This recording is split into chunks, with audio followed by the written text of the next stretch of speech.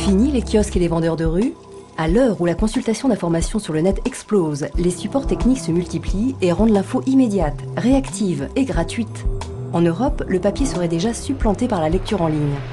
Mais la migration sur le web pose de sérieux problèmes. Prenons l'exemple du Washington Post. Entre 2006 et 2007, pour chaque dollar de recettes en ligne, il en perdait 4 sur son activité papier. Un an plus tard, cet écart est passé à 15 $. Le New York Times, qui était passé au tout payant en 2005, y a renoncé 2 ans plus tard. L'habitude de la gratuité est si ancrée que les internautes refusent de s'acquitter d'une participation financière.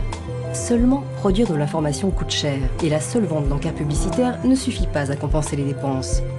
Alors pourquoi ne pas envisager un service d'articles vendus, non plus sur abonnement, mais à la pièce? Ce système de micro-paiement, ayant déjà fait ses preuves avec iTunes pour la musique, séduit aujourd'hui plusieurs journaux.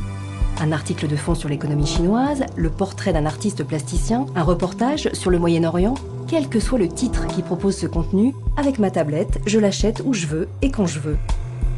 Mais quelle somme l'internaute sera-t-il prêt à débourser pour un article? Si le journalisme de qualité n'est pas bon marché, comme le rappelle sans cesse Robert Murdoch, sait-on exactement combien il vaut? 2, 10 ou 50 centimes de dollars ou d'euros?